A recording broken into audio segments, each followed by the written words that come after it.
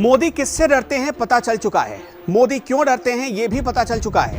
एक पल को आप यकीन करें या ना करें, लेकिन हम जो बताने जा रहे हैं उसे बहुत ध्यान से सुनिएगा। और जो आंकड़ा दिखाने जा रहे हैं वो आंकड़ा भी कुछ यही बयां करता है। प्रधानमंत्री मोदी को चुनाव हारने से डर लगता है, इसलिए जब भी किसी राज्य में चुनाव होने वाला होता है उससे पहले प्रधानमंत्री मोदी उस राज्य या उसके आसपास के राज्यों में मंदिर मंदिर का दौरा करने लगते हैं। जैसे हाल ही में मोदी केदारनाथ दौरे पर गए। ये दौरा सबसे बड़ा एग्जाम्पल है। आप कुछ पल के लिए ये भी कह सकते हैं कि मोदी हर साल या हर 2 साल पर केदारनाथ जाते हैं, लेकिन इसमें डर वाली कौन सी बात है? हाँ है, मोदी हर साल केदारनाथ जाते हैं, लेकिन इस बार उन्होंने केदारनाथ में जो किया वो इसका सबसे बड़ा प्रमाण है। मोदी ने केदारनाथ में आदि शंकराचार्य की प्रतिमा का अनावरण किया। मोदी वहां कुछ देर तक बैठे भी रहे। मोदी इससे पहले 2019 लोकसभा चुनाव जीतने के बाद केदारनाथ गए थे और वहां की गुफा में साधना भी की थी। उत्तराखंड में अगले साल विधानसभा के चुनाव होने वाले हैं, इसलिए चुनाव से पहले बीजेपी जल्दी लोकार्पण और शिलान्यास पूरा कर लेना चाहती है। लगे हाथ प्रधानमंत्री नरेंद्र मोदी को केदारनाथ धाम का दौरा बहुत अच्छा मौका लगा, इसलिए वहीं से यानी केदारनाथ धाम से ही 400 करोड़ रुपए की योजनाओं का लोकार्पण और शिलान्यास मोदी ने कर दिया। अब पीएम ने वहां पहुंचकर हिंदुत्व के एजेंडे को भी भुनाने की पूरी कोशिश की। पीएम मोदी ने कहा कि सदियों बाद देश को उसका गौरव वापस मिल रहा है। मोदी वैसे तो थे केदारनाथ धाम में, उन्हें जिक्र करना चाहिए सिर्फ केदारनाथ धाम का, लेकिन वहीं से मोदी अयोध्या का भी जिक्र कर रहे थे, काशी का भी जिक्र कर रहे थे और मथुरा का भी जिक्र कर रहे थे। मोदी को अच्छे से पता है कि केदारनाथ से दिया गया मैसेज पूरे देश में बहुत जल्दी चला जाएगा, उत्तर प्रदेश में तो और जल्दी। इसलिए केदारनाथ में मोदी उत्तर प्रदेश के धार्मिक स्थलों का जिक्र कर रहे थे, राम मंदिर का नाम ले रहे थे। मोदी ने एक मैसेज बिल्कुल लाउड एंड क्लियर दिया। केदारनाथ के पंडा समाज के लोगों ने केदारनाथ धाम में कैमरे लगाने का विरोध किया। उन्होंने शर्त रखी कि पीएम मोदी का स्वागत तो है, लेकिन राजनीतिक मंच कोई बनाए ये मंजूर नहीं। आपको खुद उन्हीं की जुबानी सुनाएंगे। देखो, बहुत अच्छी बात है।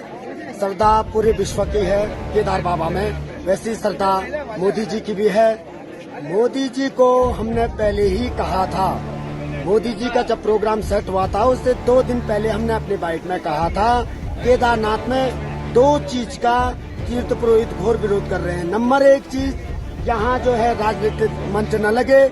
दूसरी बात, जो मोदी जी सारे चैनलों को यहाँ बुला करके अपना लाइव देश विदेशों में दिखा रहे हैं। आपने मेरे हिसाब से आपने बहुत बड़ी सीमा लांघने की कोशिश करी, और ये एक मर्यादा में यहाँ के दर्शन होते हैं, ना कि दर्शन करते समय आप किसी को लाइव बताओ। आप अपनी श्रद्धा, यहाँ भगवान की जो दर्शन होते हैं वो एक गुप्त रूप में होते हैं। ऐसे नहीं कि आप चैनलों को, वो भी गर्भगृह में, आपने बहुत बड़ा अन्याय किया। मैंने पहले भी इसका विरोध किया था।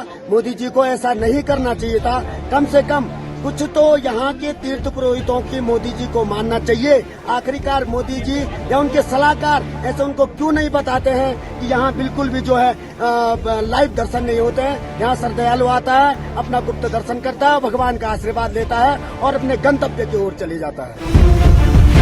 लेकिन उससे पहले आपको ये बता दें कि केदारनाथ में करीब 200 कैमरे लगाए गए थे। उत्तर प्रदेश में भी 5 अगस्त 2020 को जब राम मंदिर का शिलान्यास करने की बारी आई तो मोदी खुद आए, क्योंकि राम मंदिर को भुनाकर मोदी और बीजेपी 2022 के विधानसभा चुनाव में फिर से जीत हासिल करना चाहते थे। मोदी को अच्छे से पता है कि चुनाव जीतने का असली तरीका क्या है।